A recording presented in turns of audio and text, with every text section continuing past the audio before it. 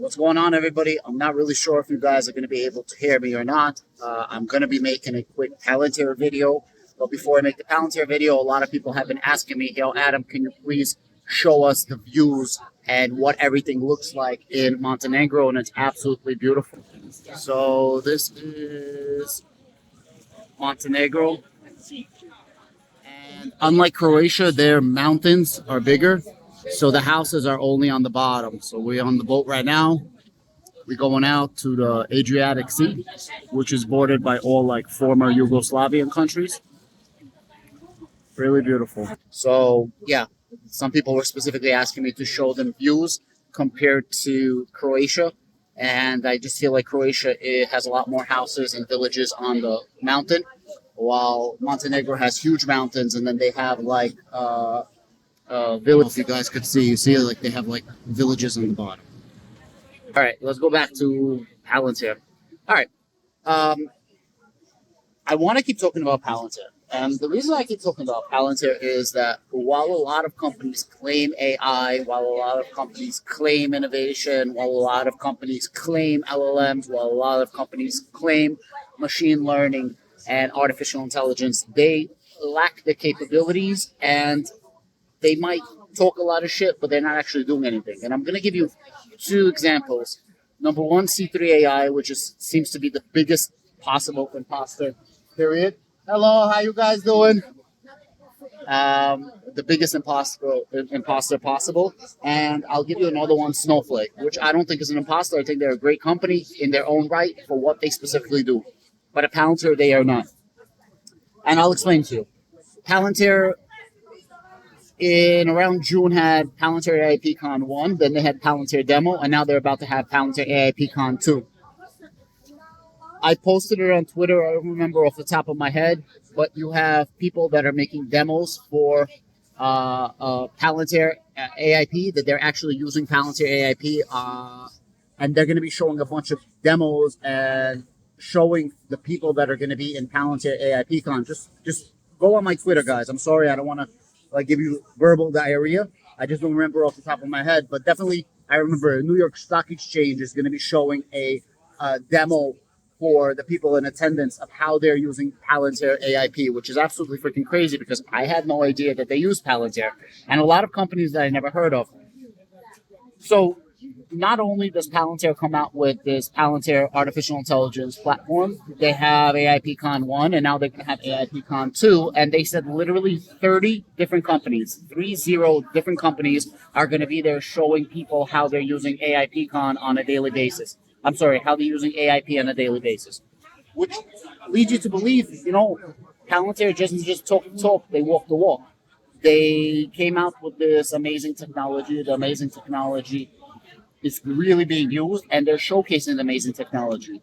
If you want to compare this to Snowflake, Snowflake announces a buyout, a merger and acquisition to be able to do LLMs. Then they talk about a partnership with NVIDIA. Neither NVIDIA in their earnings talk about this partnership with Snowflake, and neither does Snowflake really talk about large language models, and they're basically saying that in 2024 they're going to be dumping money into this. So they have to make an acquisition and a partnership just to bring you a minimum viable product. Meanwhile, Palantir does it literally split in the course of a month, and literally less than 6 months later, they already have 400 different companies that are testing it out. Just think about that, right? It rings bells. It's not like full of shit. This is a reality that we're currently living on. So I wanted to just talk about that first point of Palantir and how I do believe that it's going to bring in so much revenue for Palantir. And although we are only estimated to be growing at 16% year over year for this year, I do believe that we're going to get in the 2+ category, like 20% plus in 2024. Now, that could also mean 30%. I don't know. But I do believe that we're going to go past the 20%. And yeah, maybe not everything is going according to plan, but the innovation, the developments, the marketing aspect, the research, the development, all that stuff is going according to plan. And as long as they keep innovating, building, and bringing new products, this is a positive for me when it comes to Palantir. So that's the first thing that I want to talk about. I'll give you guys a really beautiful view right here. So the second thing that I want to talk about is Dr. Alex Karp was literally one of the top 100 most influential people for artificial intelligence. And he met with the Prime Minister of Finland. Finland in April just got part of NATO, right? They just got part of NATO. And who are they speaking to first? Dr. Alex Karp. Dr. Alex Karp was also in the Tallinn Digital Summit. I made a video of that. It's on my channel. And it shows you and leads you to believe that why are these companies not calling C3AI? Why is NATO not calling C3AI? Why is NATO and why is the European Union not meeting with C3AI or Snowflake for that matter?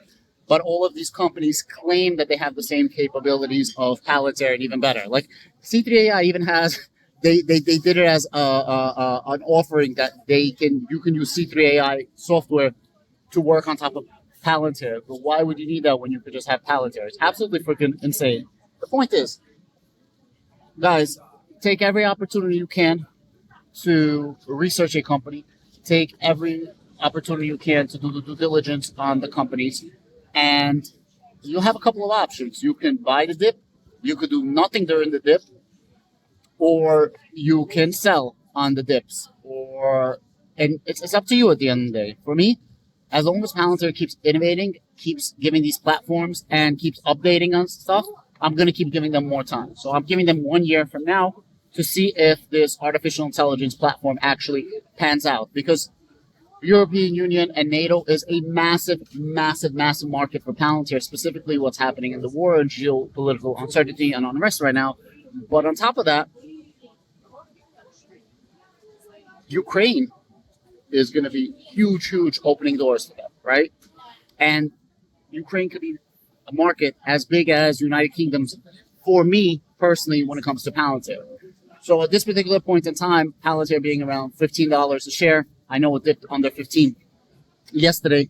I think it's fairly marketed, right? It's fair market value. 15 is fair market value, 14 is fair market value, 16 is fair market value, 20 is overvalued, and obviously 10, 11 is undervalued in my personal opinion. I'm just saying that all these companies that are talking so much shit that they have all this military capabilities and commercial capabilities, they are not shaking hands with prime ministers. They are not at the forefront of European Union. They are not at the forefront of NATO. They are not the companies that presidents call, like Zelensky and the prime minister of Finland, and Karp is being put on Financial Times, one of the leaders in artificial intelligence. That's all I wanted to say, guys. Take advantage of the situation. If it dips and you truly believe in the company, what's the problem? Enjoy the dip. Well, most of you guys are going to talk so much shit about buying the dip. When the dip comes, you guys do nothing. And then when the price goes back up, you pray for a dip.